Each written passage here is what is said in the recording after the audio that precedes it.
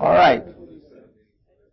To restart, we are looking at the very broadest aspect of the horoscope. We're doing that so that we get the general figure or the general outlay of the character before we get into the details, so we don't get lost in the details.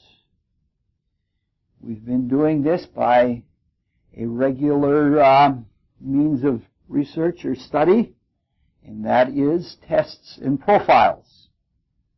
We have been doing various tests, mostly population tests, counting how many are here and how many are there, and from that we have been producing profiles, and we have them all on profile indexes, which you're supposed to have.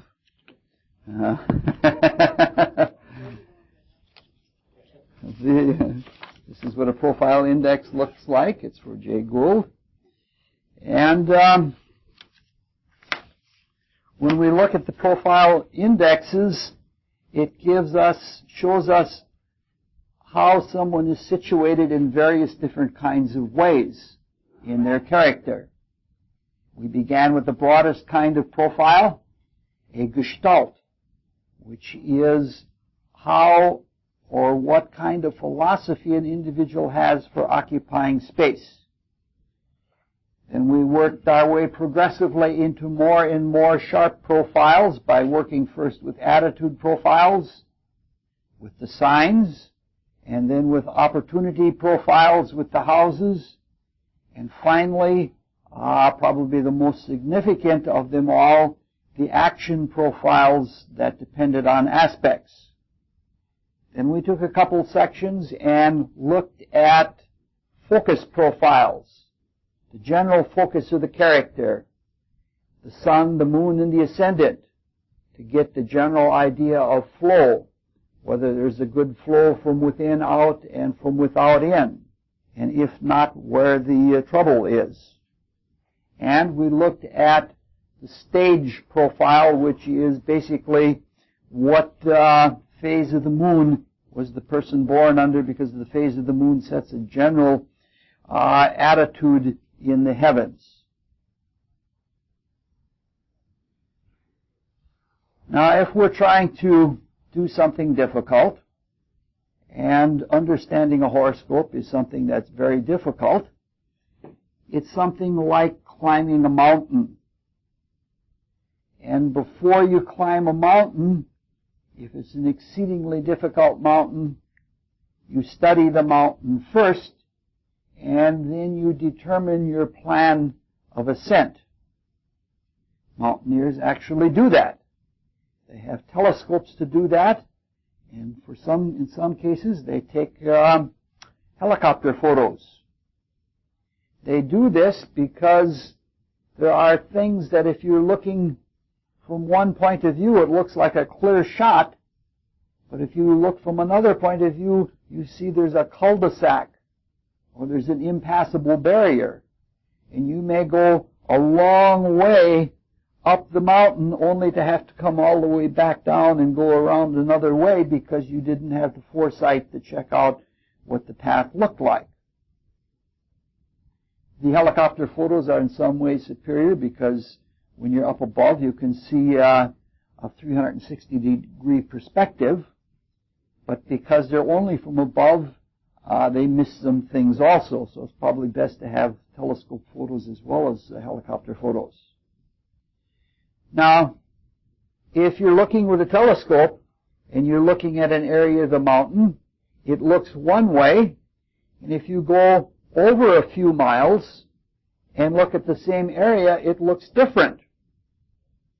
So one view from the telescope is not enough.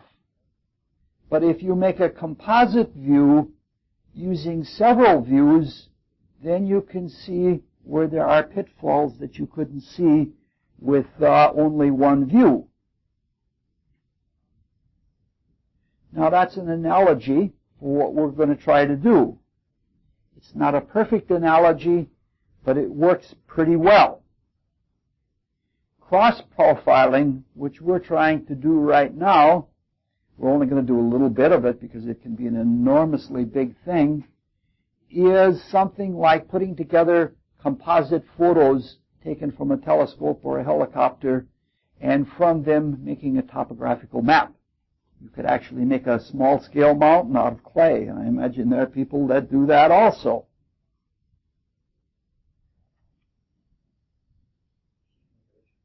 What's that?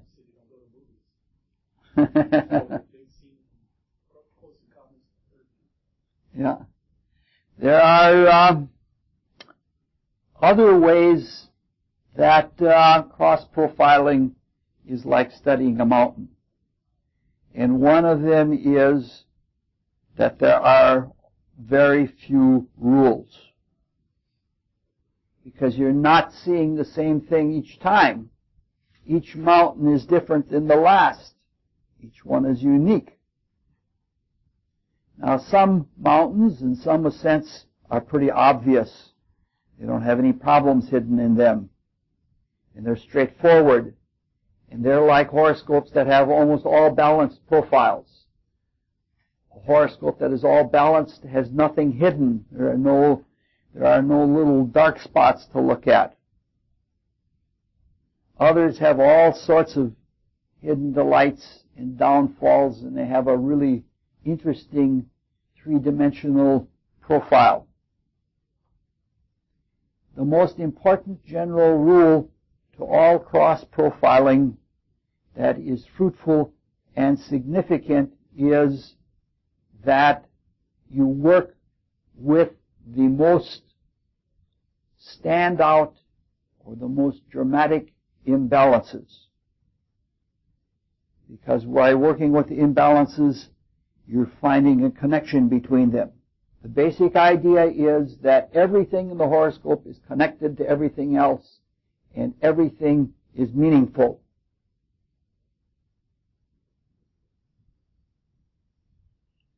What we're trying to get at are specialized developments of character shown by specializations in the horoscope.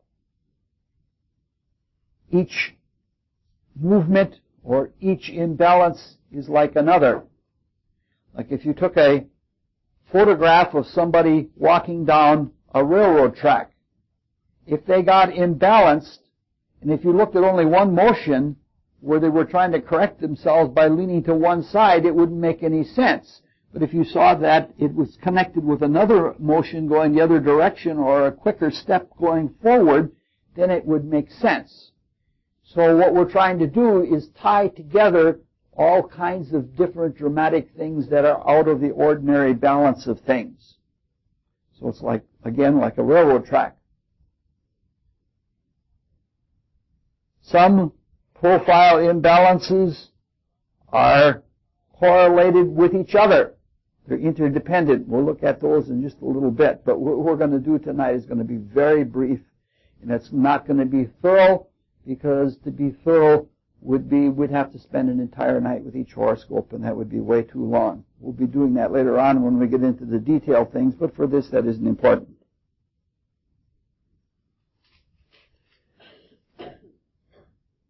Imbalances in a chart sometimes indicate an unhealthy state or a person without equipoise, but they don't necessarily mean that. They aren't necessarily pathological. Now, when you're cross-profiling, not every cross-profile is fruitful. At first, almost none of them will seem fruitful.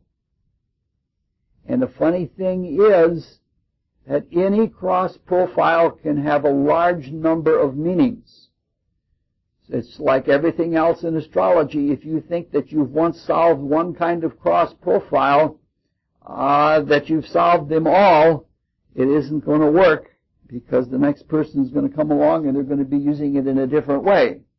Now, there is something that we could do. We could make a whole big chart. It would take us a number of classes of taking the classic cases of each profile and producing an extreme excess or deficiency in it and cross-profiling it in abstract with every other one just to get the great cosmic idea for every one, but we couldn't do that. It's way too big. I thought about doing it, but maybe someday, if I go through the class another time, I'll do it. I'll do it because it's way, way too big.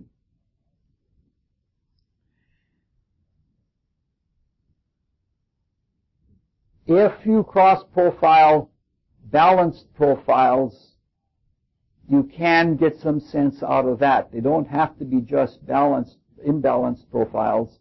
If you put together balanced profiles, what you will get is some kind of picture of the cumulative stability or the cumulative predictability of the character. I didn't do much of that because it isn't the kind of thing I want to get at. All right. Now, all cross-profiling, as we're going to see in a few minutes, is best approached tentatively or hypothetically or best speculatively. And I love to speculate. And though I didn't really, there's only one really good set of speculations, and that's in the written handouts that I'll give at the end of the class. Again, I did something different with the written handouts than what I'm doing in the spoken version in the class, and I'm going to reverse it so that what I did this time in the written, I will do in the oral next time, so that in the written that you have a sample of each kind of thing. So everybody's all excited already. I'm excited. This is cross-profiling is one of my favorite things. Try to do it. Try to get used to it. And try to have fun. All right. Now, I have a nomenclature that I use for cross-profiling. To indicate what profile I'm talking about, I just put its number in a circle. So that would be, we're talking about profile number 4, which would be the element profile. If it's a deficiency profile, meaning to say it's weak in something, I put a negative sign. If it's a surplus or an excess, I put a positive sign. And if there is both a complementary deficiency and surplus, then I put a plus and a negative. In most cases, when there is a deficiency, there is also a surplus, but it isn't always that way. Because sometimes if there is a deficiency, the surplus is spread out over all of the rest of the parts of that category. All right. We're all set to go. You'll probably get lost, but that's all right. Now, first I did an exercise. I took just 2 profiles and I cross-profiled them 4 different ways. First, I took number 4 plus. We're looking at the Jay Gould chart now. Took numbers 4 plus and number 10 plus. Now we're looking then at the excesses of profile 4 and the excesses of profile 10. If you look at profile 4, it shows that there is a large excess in air. And if you look at profile 10, it says there's an excess or a highness in the houses that have to do with expression and profession. So I usually take my speculations what we're trying to get at is motivation. We're trying to get at what the spirit inside this horoscope is trying to do. So we're taking standout cross profiles and speculating by asking questions. And so the question that I ask tentatively is his great preference for mental attitude the reason that he focuses so much on profession and education? Or is it that he focuses so much on profession and education that he has favored intellection? You're trying to understand what he's doing. Everybody, the lights are going on for everybody. I can see it already. Well, I think only 1 or 2 people brought the pages you're referring to. all I'm asking is, he's got this big surplus in Aries signs. And does he have that because he thinks he needs it for profession and education, which are important for him? Or is it because he puts so much attention to profession and education that he has so much intellect? Or is it both? It could be. You know, like if you're trying to understand, if you understand the character of Jay Gould, you would certainly say it's because he wants professional advancement, nothing else makes much sense to him, that he's mental because he can take advantage of his professional situation. All right, let's look at number 4 plus and number 10 minus. That is, the deficiency in number 10 is that there are few opportunities for solving problems. You ask yourself the question, is he disinterested in solving problems because everything is mental to him and that the problems are really a mental matter anyway and you don't have to pay any attention to them? That might be the case. Some people think that way. They think it's all just a matter of organization. If you organize your thoughts the right way, you don't have problems. Let's look at number 4 minus and number 10 plus. The deficiency in number 4 is in either fire or earth. And the excess in number 10 is again in profession or education. Then you ask yourself, this is something you could do by observing or by intuiting or working with the character, is his disfavor with the graphic elements, fire and earth are graphic elements, is it because they are too impractical? Because if you're extremely dramatic, you're not really practical.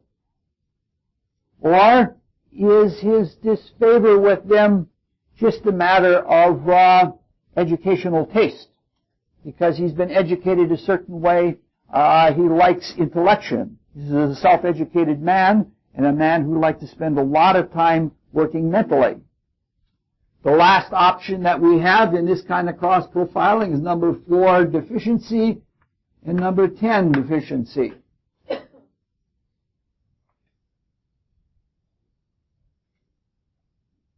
Is it because he lacks solutional opportunities in life that his life lacks drama?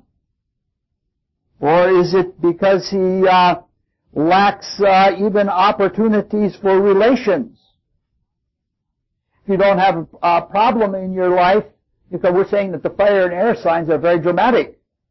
And if you choose to sidestep trying to really solve problems, maybe you don't have much drama in life. And maybe that's exactly what he has done. All right, does everybody get what we're trying to do? Razzmatazz gets it. Razzmatazz is fast and sharp, and she gets it all.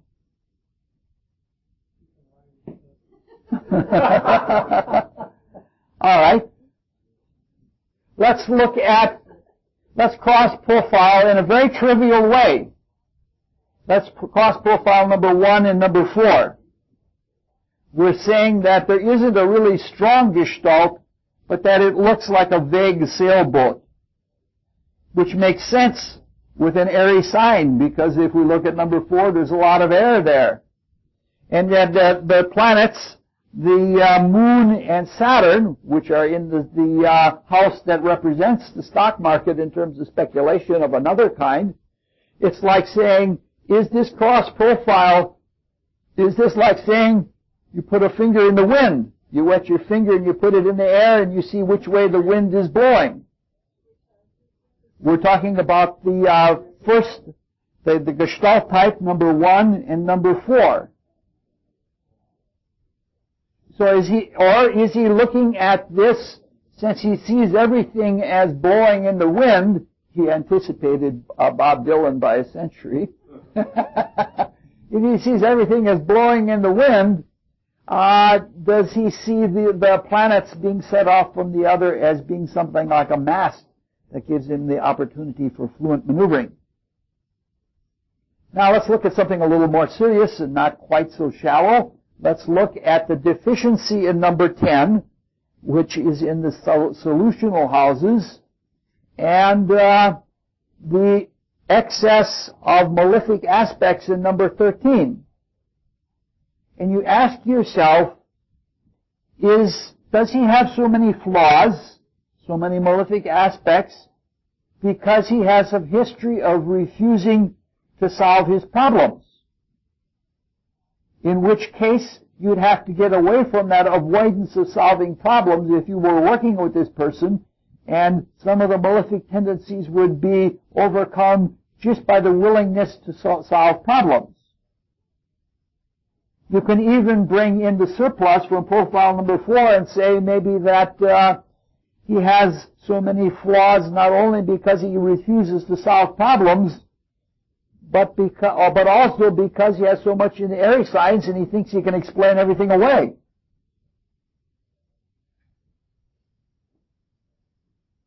All right, let's look at number 4 as an excess and look at number 11. Number 11 is the activity profile that says he has a lot of tools and talents. Number 4 is again the element profile, and he has a lot of planets in air. And you wonder then, does he have so many talents because he keeps himself so fluid? Because he's willing to move.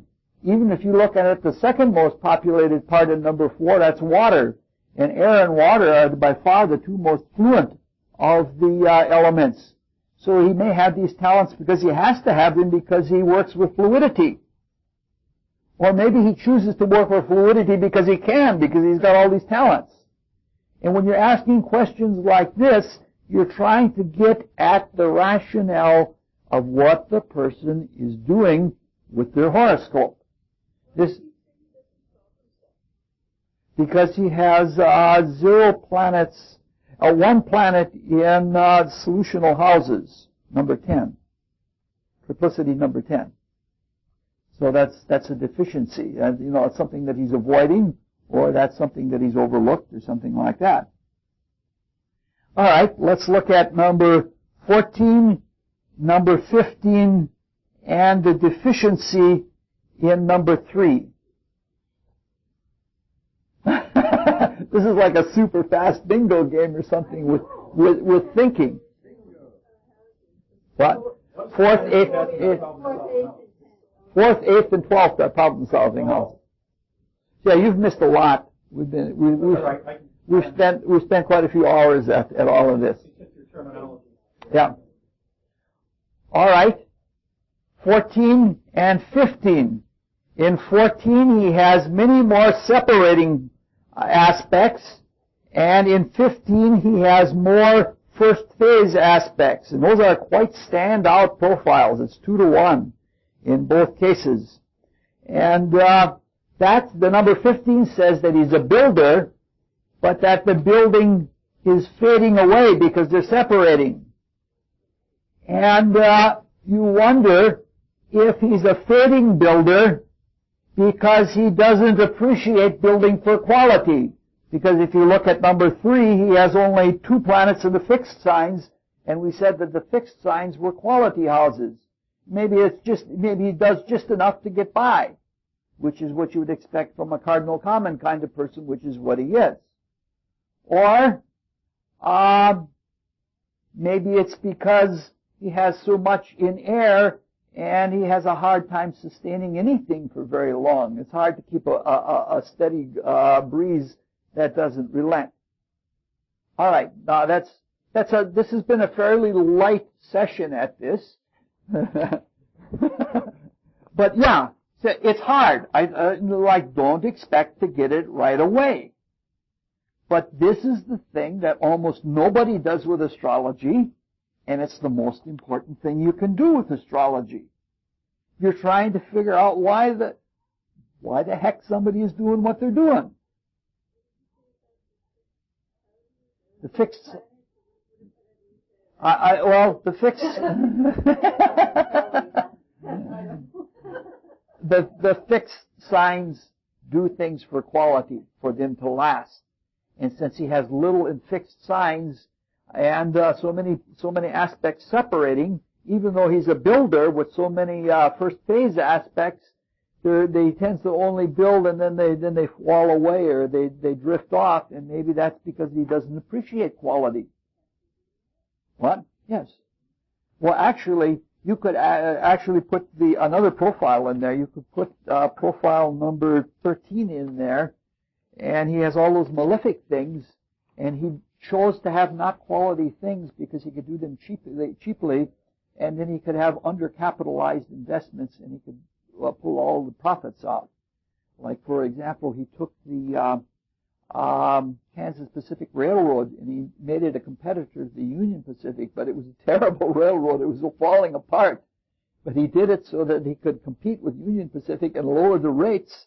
And as the rates on Union Pacific got lowered, their profits decreased. And then he was silently buying into Union Pacific. And so he then had Union Pacific, and he had built this crappy railroad, which he just let fall apart. And the price that it cost him for the crappy railroad was less than if he had tried to buy Union Pacific when his price was way up there. And so he literally, he literally used this kind of a philosophy, and he did that because he had, as we see from profile number 13, all those malefic, selfish aspects, and he was trying to build something crappy just so he didn't have to spend so much money on it, and he could compete for a little while and then let it fall apart after that.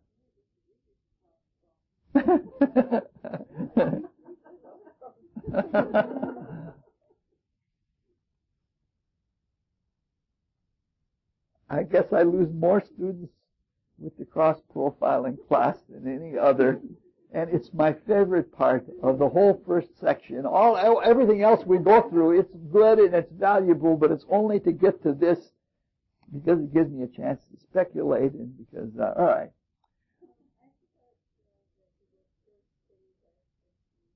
First phase means that the faster moving planet is 180 degrees or less forward from the slower moving planet in an aspect. Okay. All right. Let's do the same thing with the Helen Keller chart. Let's do all of the possibilities of one combination. And in this case, let's take number 2 and number 6. Number 2 is polarity, and it's not really a strong imbalance, except if we include the ascendant and the midheaven. But I'm doing it just because it gets into some interesting features. Number 6 is a standout imbalance. She has all but one of the planets in the west. And now the question is here, you're trying to understand her life. Now the planets, the 6 planets plus the ascendant and midheaven being in negative signs or feminine signs indicate impressionability. And so the question is, does her impressionability doom her to a life of responsiveness? Because she's always so impressionable to what's going on that she responds to it. Or is it a matter that her responsiveness has cultivated a sense of impressionability? Yes. No, in some cases it doesn't matter, but in some cases it does. If you're trying to help somebody come out of a situation that is overly impressive, you want to know whether that is the root cause or whether that is the effect of something else.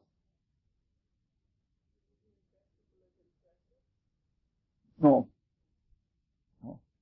All right, let's look at 2 plus and 6. I think what he's asking is Helen Keller, a discovery person that says, aha, Eureka, I finally figured out what the basic reality of the world is. No, that's not what I'm saying at all, but All right. Using the word, what was the word? Impressionability.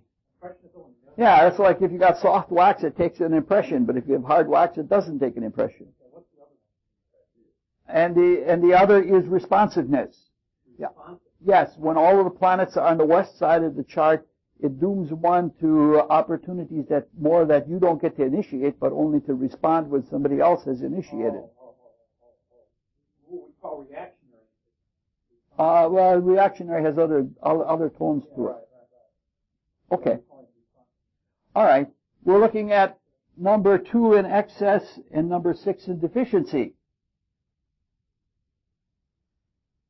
This case, we're looking at the fact that there's nothing in the east. We're saying, does her preference for introversion doom her to a life of never being able to be a mover? Now, this is a much more meaningful cross profile. We're saying that the tendency to be impressionable is not good if you need to be a mover. And we're saying that is there a connection between these two profiles? All right. Let's look at number 2. We're at the rate we're going to be here all night. Number 6. Let's look at the deficiency of number 2 and the excess of number 6. Does her lack of assertive attitudes pave the way for responsiveness? Meaning to say, if she doesn't have a lot of assertion in her, does that pave the way for learning how to be responsive? Or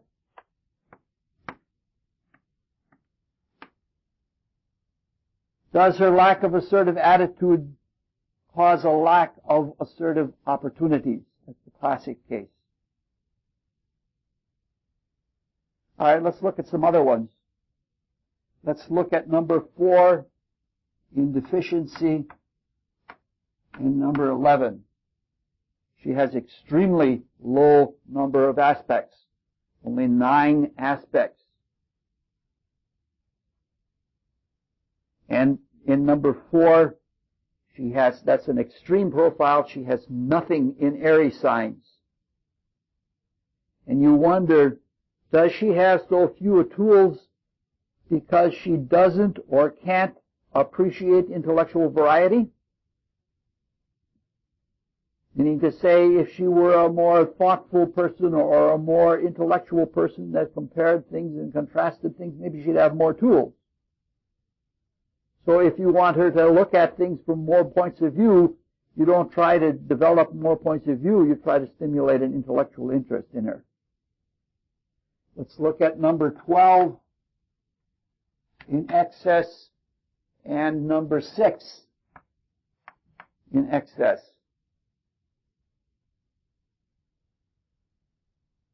There's a lot of, in number 12, there are most of the aspects are of moderate intensity. And so you ask, does she act with moderate intensity in order to facilitate responsiveness? Meaning to say, if she came on too strong or too weak, she wouldn't get a response. She'd run somebody over if she were too strong, and if she were too weak, it wouldn't be enough to stir up a response. Or look at number 13 in excess and number 4 in excess. Number 13 says that she has a lot of benefic aspects, a huge number of benefic aspects over malefic aspects. And you wonder, does she have more benign times because she eliminates a potential conflict between elemental consciousness? Meaning to say, maybe she doesn't fan the fire if she doesn't have anything in air. Or maybe she doesn't stir up the dust if she doesn't have anything in the air. Or maybe she doesn't make waves if she doesn't have anything in the air. And maybe that if you eliminate elements like that, you eliminate sources of conflict. Yes.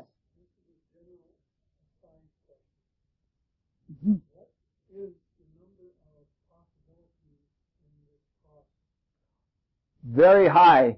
It is 17 factorial. 17 times 16. It's way up there. It's way up there. And then the number of interpretations. Because you got 17 with all the different ones. Plus you're talking plus, minus, Yeah. plus, minus. Yeah. Yeah. Well, I tend to state them in questions because that's the way I speculate.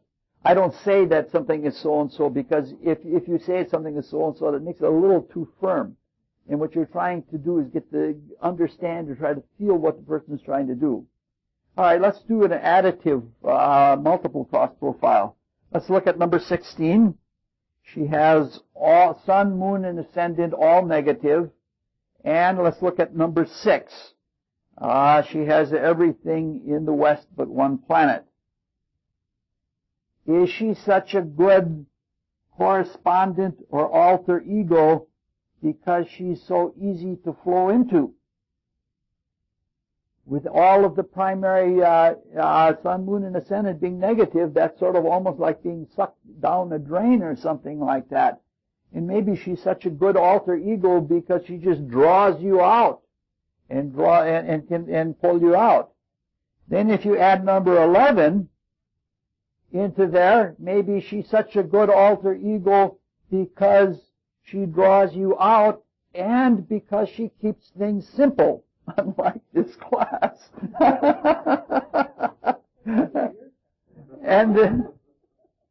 and maybe if you add number 4 in deficiency, which is another standout one, no air, maybe she is such a good alter ego because she's easy to flow into, and because she's so uncomplicated, and because she just isn't blowing a lot of gas around your way. She isn't doing a lot of talking.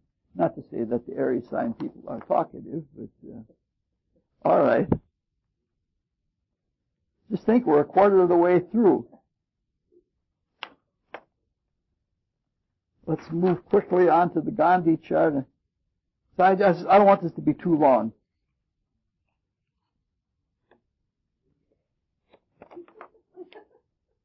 What? I'm not hearing all the sideline comments.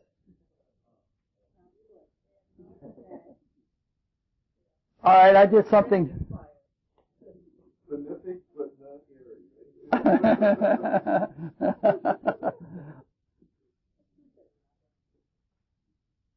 All right. Let's do something totally different this time. Or not totally different, but just for the fun of it, let's look at all the excesses, all the profiles that are excessive in the Gandhi chart. Number 3, number 7, number 9, and number 16. If you can really, that's questionable, but you can do it that way. And then let's look at all the deficiencies. The first one, number 3, is complementary. There is an excess and a deficiency in profile number 3. But there is not a deficiency in number 7, but there is in number 9. And there is a deficiency in number 11 without a surplus. And there is a deficiency in number 13 without. What? No, we're at Mohan Gandhi now. Yeah.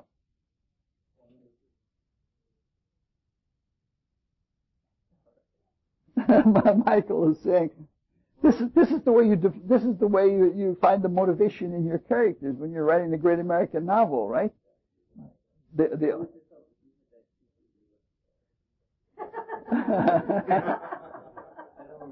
You're going to have a set of them, but they're going to be a different thing. But I made some very good ones for studying, and there's little sideline notes in there.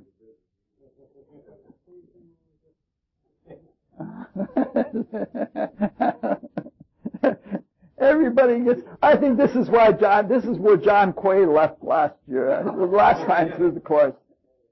Maybe he's got something else going. Let's look at number.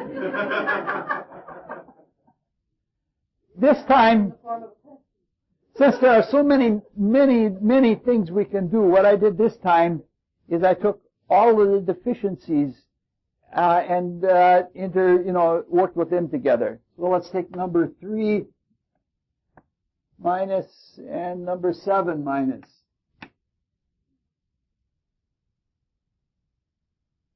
Number 3 says he doesn't have much in common signs.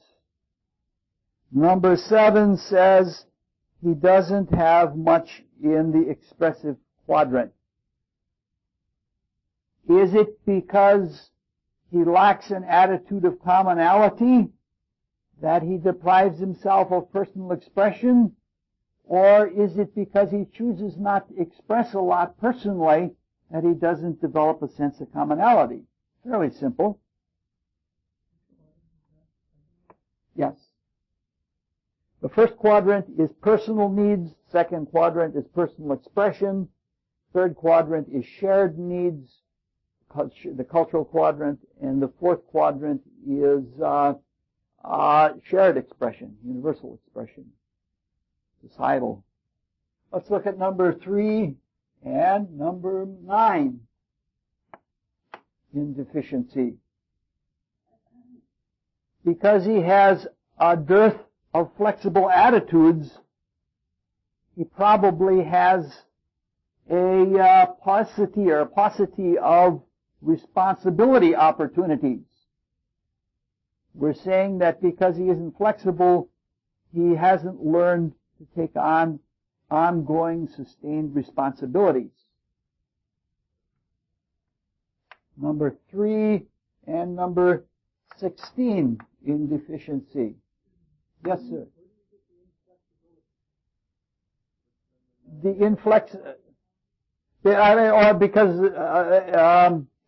because he has nothing in common signs. Common signs are flexible, and if he has only one planet there, then he's not.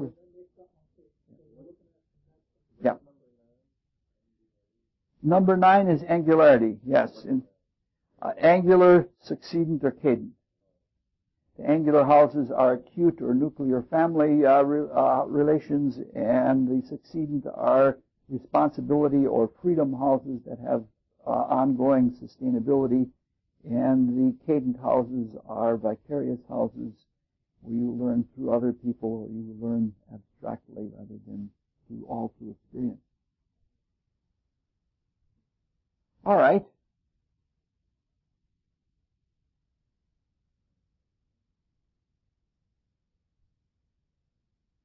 The number 16 has to do with he has a negative sign, Scorpio, a fixed negative sign on the ascendant, and that's sort of a deficiency.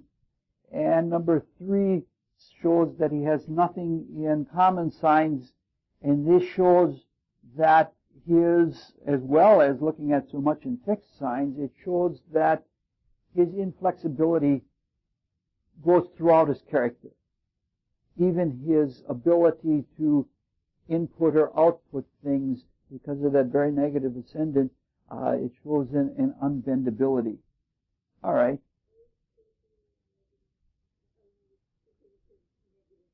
Yeah, right. That's right. What? Yeah, interesting. Yes, right. But I don't want to get that much into detail. We're just, yeah. All right. Well, all right, let's look at number 7 and number 9 in deficiency. Number 7 says he has little in the expressive quadrant. Number 9 says he has little in the succedent houses. And you wonder then that if he eschews the opportunities for personal expression, whether that limits his opportunity to become free. Meaning to say that freedom of expression is a way that leads to freedom in general. Number 7 and number 16 Everybody's tired already, and we're not even halfway through the charts or the different kinds of things we're going to do. Number 7, again, it has to do with few planets in the second quadrant, and number 16 has to do with the ability to get things through himself, either from within out or from without in. One wonders whether his negativity or his hang-up about his body, whether that hampers his ability to express. It could be something as simple as shyness, or it could be something as difficult as stubbornness, but because he is aware of it and keenly aware of it, as sometimes shy people are, that has become so pervasive that it limits his whole ability to express. Let's look at number 9 and number 16, both in deficiency. Number 9 is again the few succeedent of a foci, and number 16 is the ability to flow in or out.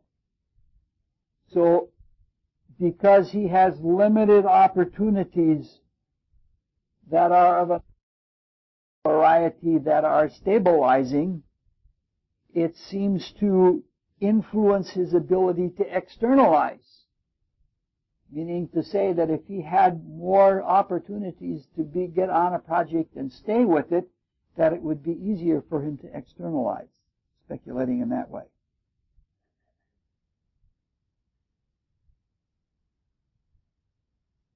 At this point, I'm almost wanting to cut material.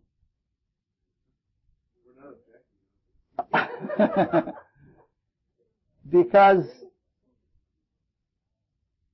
now we can take and do the same thing with all of the positives in this chart. Cross profiling just between the positives. Let's do just a few. Let's start it again in the simplest way, 3 plus and 7 plus. The plus in the 3 is fixed, and the plus in the 7 is a loaded fourth quadrant.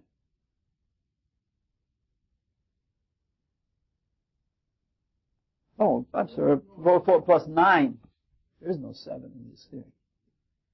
3 and 9. All right. He has an excess of fixed foci, and he has an excess of angular foci. You wonder whether his fixed attitudes are actually the result of a struggle all the way from the nuclear family, because the angular houses have to do with me and you and those above us and those below us, that those basic structural relationships being so tied up with them, whether that hasn't caused them to be fixed. Meaning to say, me and my enemy, or me and my spouse going head to head with each other. Let's look at 3 positive, 3 excess, and 11 excess.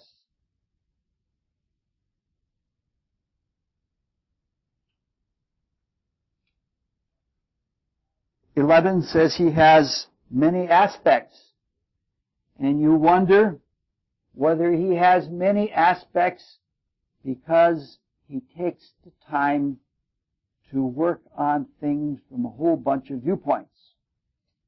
Because he's fixed, he doesn't allow himself to be rushed, and if he's not rushed, he can look at things in more different ways. Let's look at 3 and 13.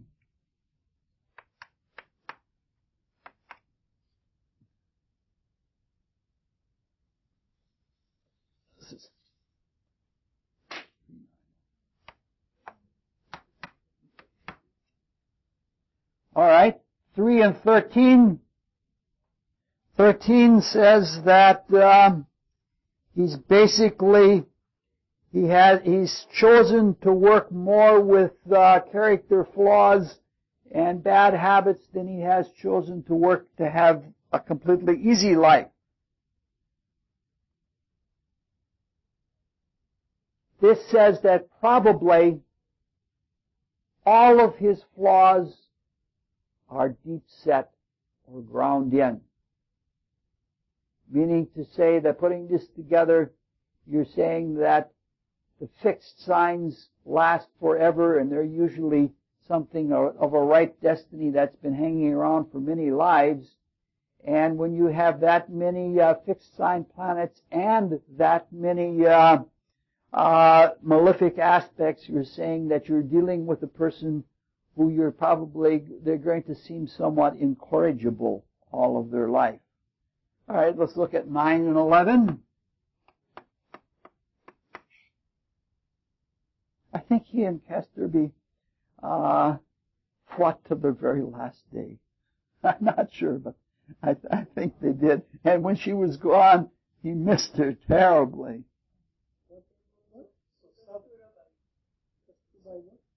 That he fought with her probably until the last day, from childhood on to the very end.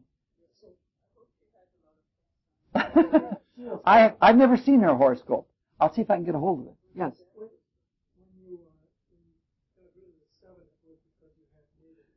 I had made an error. Yeah. Yeah, I looked at my sheet here wrong. Looking at number 9 and number 11. Number 9 meaning to say that there are a lot of angular planets and a lot of activity, a lot of aspects. It's sort of like in the extremity of the moment. You reach for any or as many tools as possible. And the extremity is indicated by the angular kinds of relationships. They represent things that are very acute. The strongest houses of all, over all horoscopes, are the first house and the 10th house. And they represent the more acute kinds of relationships. Looking at number 9 and number 13 in excess. Again, number 13 says there's a lot of malefics, and number 9 says there's a lot of angular things. This is again saying that within his nuclear family, not only are things deep set, but there's a tendency to have these flaws because of the struggles within the nuclear family. The nuclear family has that can't escape kind of thing. And when you have to go home and sleep in a bed with a brother that you fought with, that's like there's a close kind of intensity all the time. And when there's that kind of intensity, you reach with extremity. All right. Let's look. We got one combination left. Number 11 positive and number 13 excess.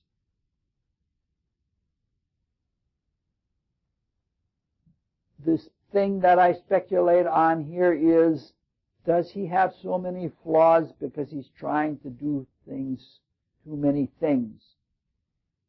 Or is he trying to do so many things because he's trying anything he can to get away from all of those flaws? Like is he running from his flaws by going into activities, or is it because he's trying to do so many activities that he can't do anything very well and it results in flaws? It's that kind of thing that I look at.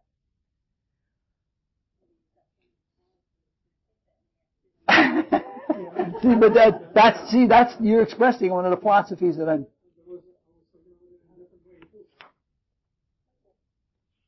Oh, okay. Maybe he has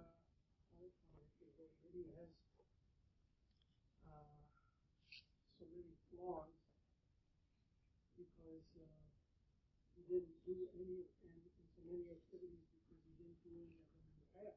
Oh, yeah, that's possible too. So he's playing catch up with both. That's a good way to look at it. But you'd have to see which one really works. This is why when you're working with a horoscope, you spend a lot of time thinking.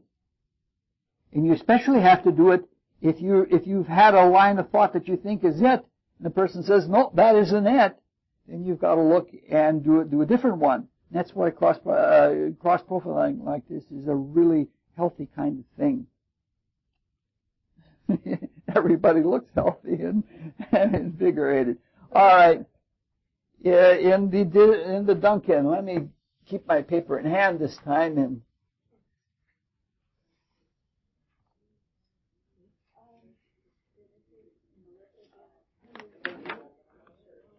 in the deficiencies, she has 3, 5, 6, 7, 12. Isadora Duncan.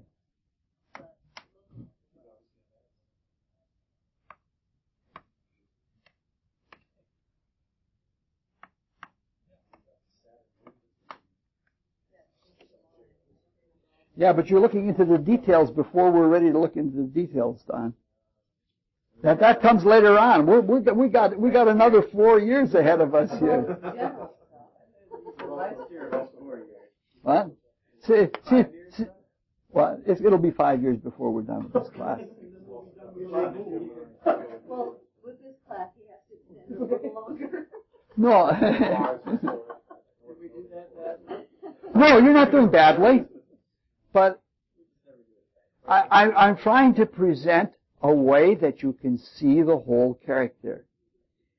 And, well, we're not finished yet. So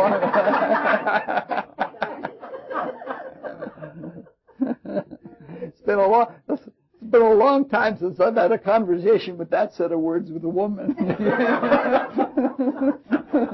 Especially that second clause.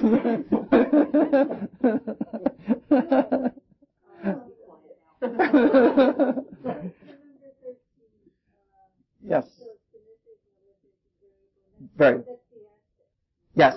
Yes. Everything from 11 through 15 is aspect oriented. Conjunction and parallels if you're including it.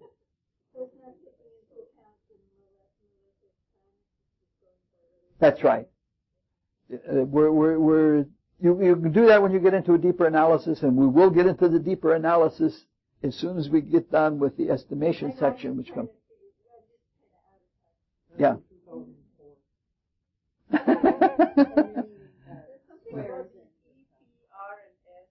Yes, I should.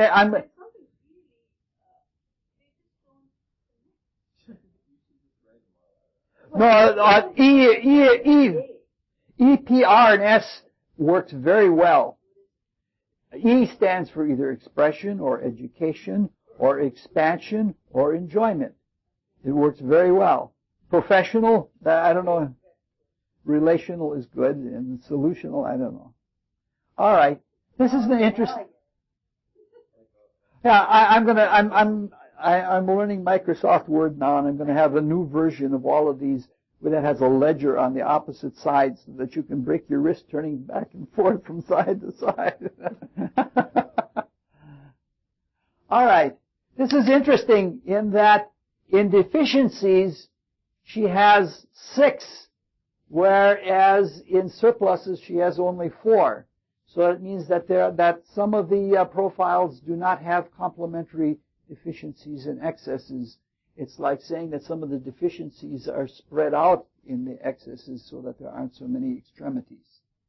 I don't know what that means, but it means that, I probably could come up with something for it, but I'd have to sit and think for a long time.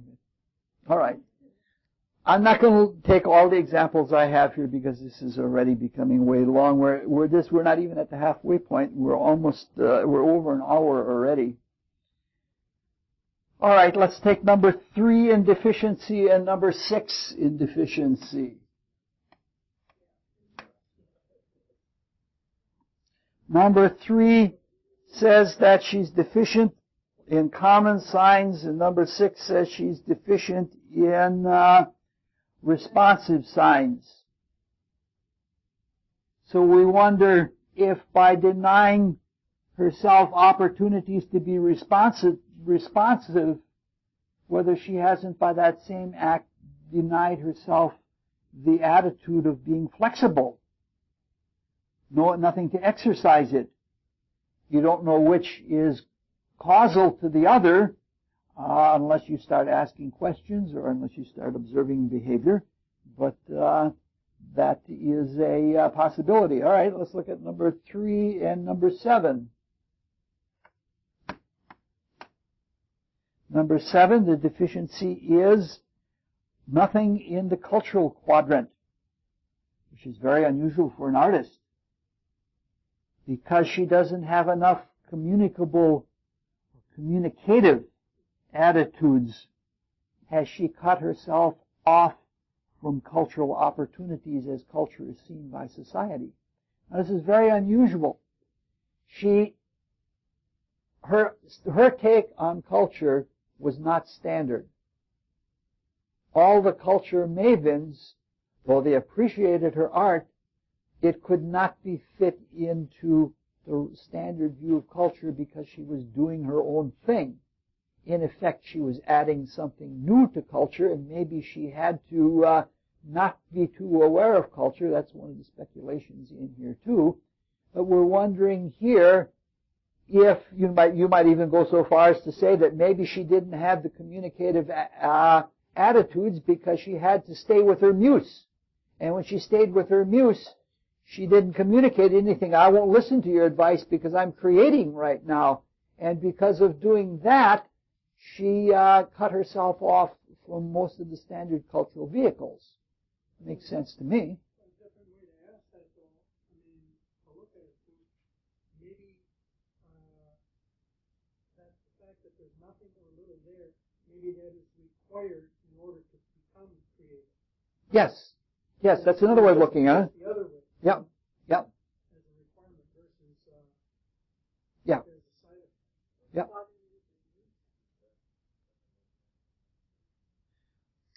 I would say that the muses, usually the creativity has to do with the fixed signs. All right. Listen. Yep.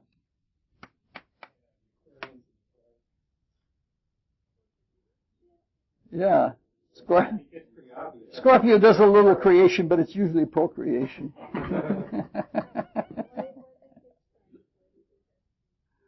Because the three attributes of the spirit are often in all cultures, east or west: creation, preservation, destruction. And the creation and the first attribute of the Trinity is always associated with the fixed and the common and cardinal. It's like saying when you put something into action, it automatically dies, and when it's in the permanent creative fixed power of the first principle of creativity, that's where the creation comes from. Something that's always there. All right.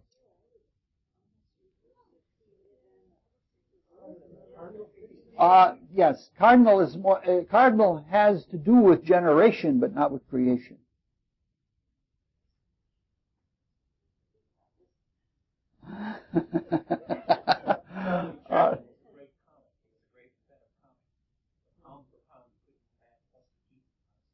All right, let's look at number 3 and number 12.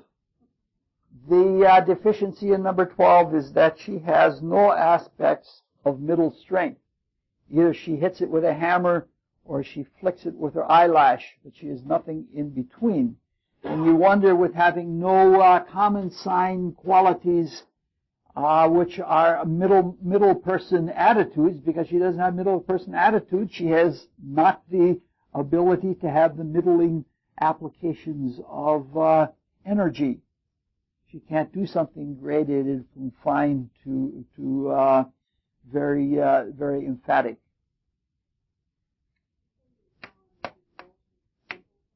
Yes.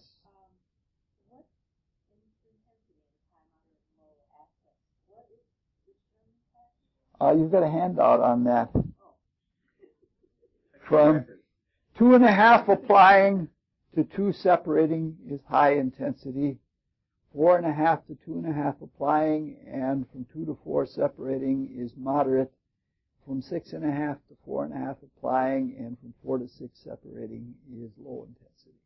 Those are rough ballpark figures. Yes, yes, because of the buildup of tension. All right. The deficiency in number 13 is very few malefic or very few flawed things. Looking at number 5, the deficiency in number 5 is again that she has more in the personal sphere and not so much in the macrocosmic sphere. And you wonder if downplaying the macrocosmic opportunities has indicates that she has fewer flaws. You know, like because she pays more attention to herself and she isn't paying that much attention to society, maybe that's why she has fewer flaws, because she's, doing her housekeeping.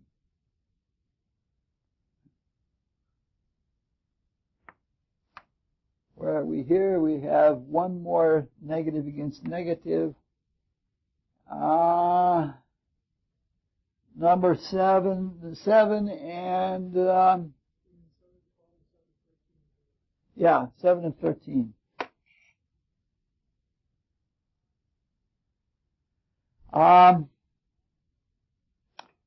Without the larger cultural context, she may not understand, like for herself, she may not understand why things should be more or less intense.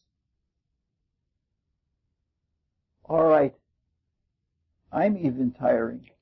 I have a bunch more for Isadora Duncan, but I'm going to pass on them. It's all the positives played against each other, all the excesses played against each other. But it's too much. I didn't want to make this.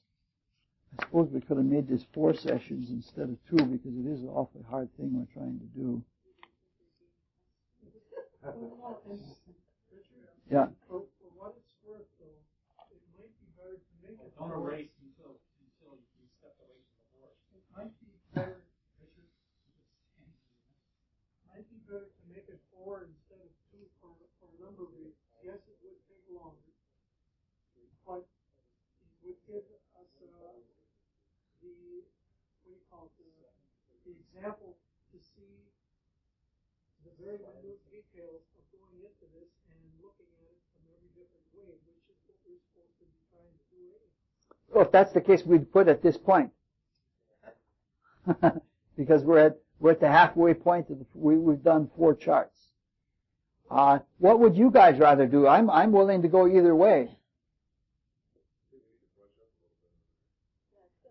Okay. All right. Why don't we break at this point then and do the next 4 the next time out? And what I'll do then is give you the handouts, because I did a different kind of a thing with cross-profiling in the handouts, and this might get you used to it in a different way. Above all, if you only read one out of the whole set of the handouts, read the Louisa May Alcott, because the Louisa May Alcott is a really good example of multiple cross-profilings and how it works into her life and how it works into her work that she does as a creative person. So what we'll do then, we'll do the next 4 charts, and we'll go at them more slowly next time. Okay. So as long as we got that little extra time going to the positives of Oh yeah, that's all right. Let's go into the positives of Isadora Duncan. That's all right by me.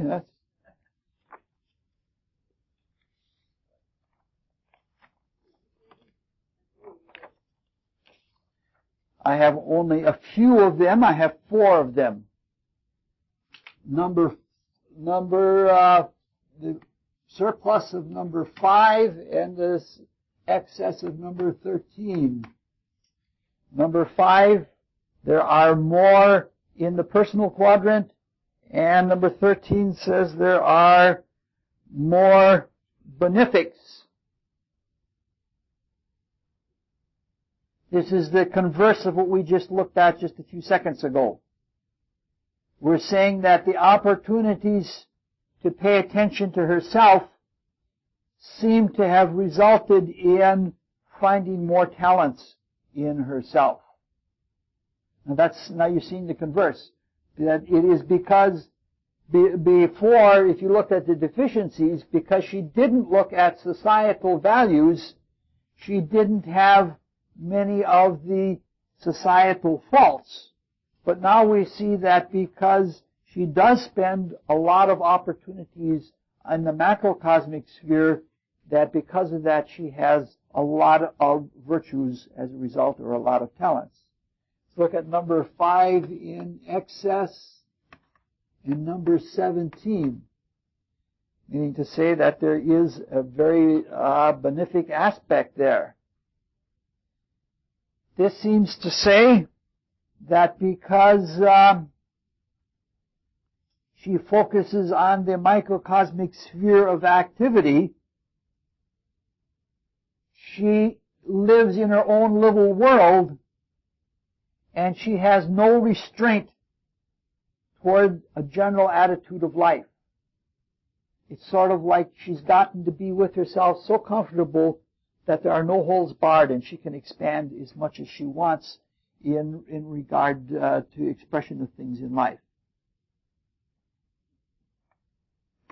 Number 6 in excess, and number 13 in excess. Number 6 saying that she has far more in the east, meaning that she is an initiator. And number 13 says she has more benefics than malefics, meaning to say more talents than anti-talents. It looks like because she initiates so much, she can have virtuous behavior. Meaning to say that if somebody else was doing the initiation, it might be more difficult for her to be virtuous. Or it might be, with her type of personality, it's harder to develop a talent when somebody else is calling the shots. And we're saying that her talents come because she can call the shots. That's a person that I can understand, because that's a person that is like myself. And I have one more ready, and that's number 6, positive excess, and number 17. Again, it's saying like her initiation is possible because she's relaxed. It's not an initiatory quality that comes out of someone who is tense or who is beset upon. It's that she can, out of, like she feels relaxed and she feels at ease, which the second sextile is like in the moon cycle. And because she's relaxed and at ease, she can kick things off or she can start things up. And that looks, so if this person were going through a dry spell and the creativity were not there, you would probably say that it would be better for the person to find a period of relaxation. And a period of relaxation, if you put together number 5, where she could be with herself and work on herself, and then she would pick up her virtues by the same way. Yes. First one, since you don't have anything for +5 and +6, you mean X? Doing the comparison of the vertical against the horizontal, basically. And the other, that you're doing the quality against the number 17, the stage. Yeah. You could do 5 against 6, and you could do 13 against 17 if you wanted to work with all of the surpluses or all of the excesses. But 5 against 6 is already taken care of in the quadrants. And I don't know that it would make a lot of sense to work with 13 and 17, but though it might. Like with 13, it's sort of like 13 and 17, if you put that together, it would be sort of like when it's relaxed in the air in general, then you can come up with all kinds of talents. It's sort of like, I can remember when I was young, I was a very inhibited person. And for me, the second sextile was taking a few drinks. And if I took a few drinks, I suddenly could play pool like I couldn't at other times. And I could suddenly talk about things that I couldn't at other times. And so like the second sextile might be a relaxation that opens up. That would be the cross profile of like 13 and 17, both in the positive or in the excess. Now, in this last question, since this third quadrant is completely vacant. Yep. I hear you putting forth questions, but they are put forth, I would say, from what I would call the human or personal point of view versus The divine? The divine or universal law point of view, the completely objective out there, the law that dictates what happens when you have this, and what happens when you have that. Yeah, but I'm. I know you don't know that, but I mean that. No, I don't want to do that. In the first place, I may not be completely capable of that, and I'm trying to look at the horoscope as not something dictated by the cosmos, but I'm trying to look at it that, see, the horoscope, there are two ways you can look at it. It's right now. It's this life is right now. You can look at that as whatever is ripe from the cumulative past. All of your past lives are past, and then you're seeing the horoscope completely as a matter of destiny. Or you can look at it at the present moment as it relates to the future. And you can say that this is what this person is trying as a creative experiment. I'm trying to work with this and this and this, and so I came to birth at this time so that I could do this creatively. The destiny part, we certainly get that by experience. But I'm looking at this and saying that, yes, they may have to toe the line, and the teacher might have to keep them in line with the ruler and things like that, meaning destiny in that sense. But I'm looking at it and saying that there's a God in there, and that this God is trying to do things, and that this God makes mistakes, and it is successful, and it's like saying that there has to be a reason, or there has to be something meaningful why all of the parts of the character are tied together, and that's what I'm trying to get at, because you're trying to work with an individual and get them to understand so that they can live in touch with the divine in them, and that they can live in touch with the creative architect that the God has created. In some cases, yes, there are some people that refuse to submit to destiny, and then it's important to say, well, this is what you got to do, and it's here for you to do that. But I'm trying to look at something more creative than that. I was just looking at from the point of view that, okay, this is what I chose when I came in, right? And these are the quadrants that I'm dealing with when I came in. Cosmos says, okay, this is what you chose, but these are the restrictions that are put there because of this. Yeah, you see, but that's looking at the restrictions as limits as a negative thing, rather than using restrictions or limitations as something you can use as something to create by. Isn't that dictated in the chart? I mean, whether you're going to be able to No. No, I think that's what's not indicated in the chart. The part that's invisible, that is never seen in the chart, is the part that has complete creative free will. It may look, like in some, this is why we're going to do the estimation section. It may be a very close balance between sin or a virtuous act in a given circumstance. And if you tell the person that, yes, the tendency to sin may be a little bit stronger, but if you really apply yourself, you can overcome and you can act virtuously in this situation. And so that even though a negative tendency may be stronger than a positive one, the spirit can choose to focus on the positive one and not let the negative one influence them. That's the big thing about astrology. See, I want astrology at least as far as I'm concerned, I want it to be a creative thing. I just don't want it to, I don't want it to be like the handwriting on the wall. This is what you got to do. That's part of it, but you want to know why you've got to do that. You want to know what you as God are trying to become in life. We also have everybody's given tools and everybody's given different restrictions. You might have people who are born without any arms that do beautiful artwork with their mouth, painting with their mouth or their toes. Yeah. You've seen that. By looking at their chart or their body, you might say, well, they can't do that. That's a restriction. Yeah. See, but and yet they do. Yes. And you can use it to an advantage. And I don't even like to say given certain restrictions.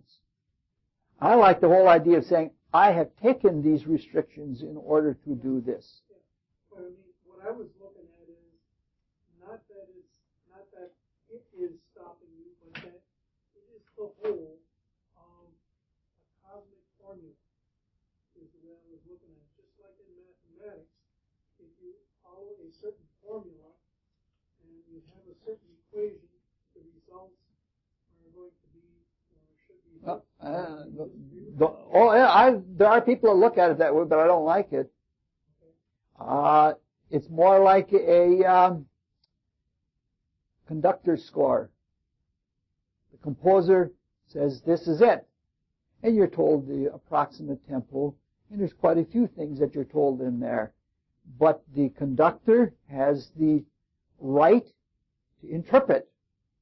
And sometimes composers and conductors get together, and it's even a harmonious get together, and the composer says to the conductor, wow, that is a good interpretation of what I did. And so like what is given by the cosmos is, it's a formula. But what you pull out of that formula is, that's the creative part. Or if you're painting, you might be given so much of two different kinds of paint. But that doesn't mean that Roz is going to come out with the same thing out with those two kinds of paints that I am. Hers is obviously going to be much more skilled than mine. And if you took it and weighed it all out, yep, there's the same amount of the same two paints there, but the interpretation of how they're put together is very different.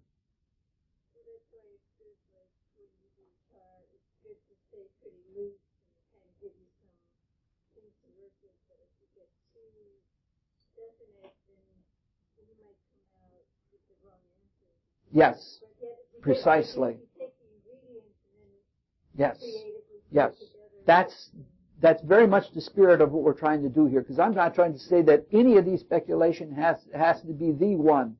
I'm saying that it could be this, or it could be this, or it could be this, or it could be that, and sometimes you're going to, very often each chart you look at, you're going to have to look at it a different way, even though it's the same kind of thing you've seen before. That's the difference between, I think, modern creative astrology and the more ancient kind of astrology that says this is this, and this is this, and this is this. You can never do that. Like with a computer, they only have the past. They don't have the intuitive speculation or the intuitive creativity of the next chart that comes along. And much more freedom in that. It's a much more satisfying living.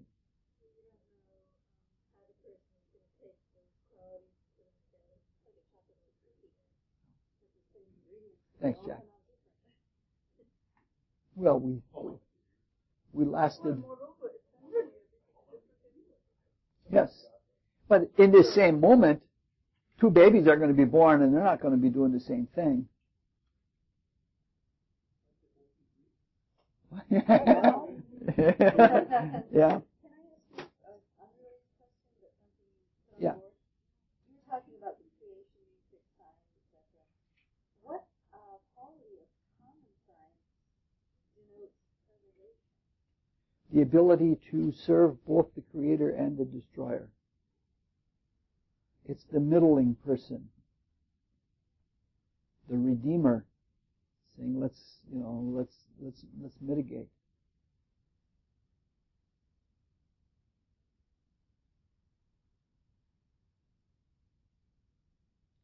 But mind you, you're talking about a cosmological astrology there, and not so much a horoscopy.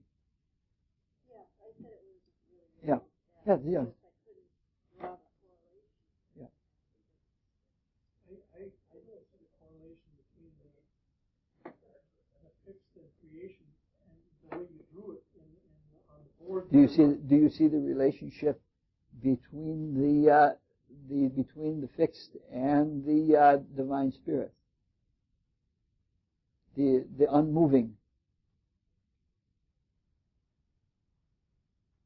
will, which often in the physical world becomes stubbornness or resistance.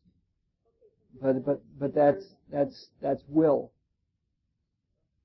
Love, wisdom, or wisdom is the second attribute of the spirit, and activity is the third attribute. The decisive action is certainly the cardinal signs. They are the executors, executives. They come first, but they are the last.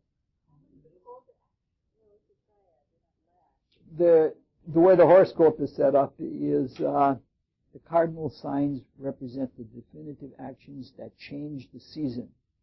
The fixing of the season, where the most important work, creative work of the season is done, is in the middle of the season, and when it's waning, and it's something like the season and anticipating the next season is it.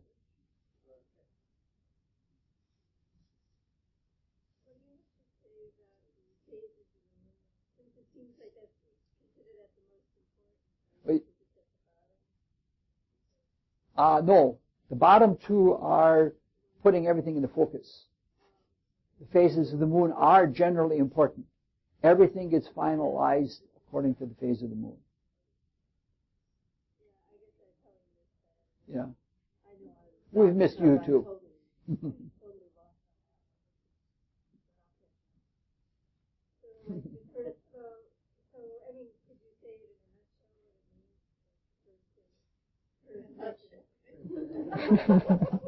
No, just about as well. I would have done. No, I mean just 25 words of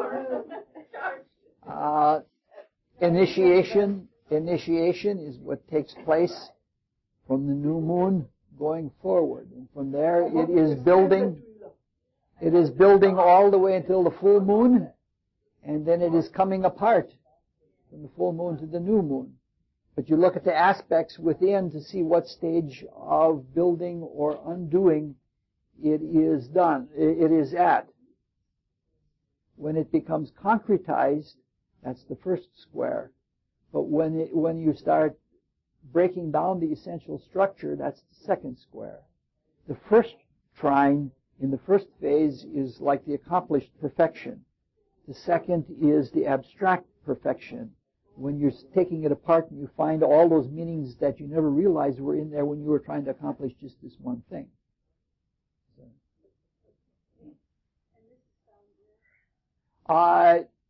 In past talks. Or not born yet. I don't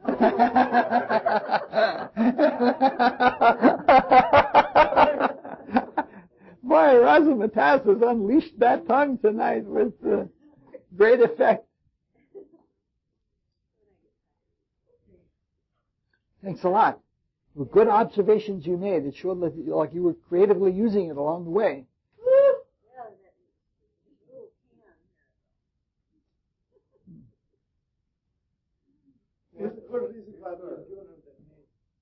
Yeah, because she razzes us. Yeah.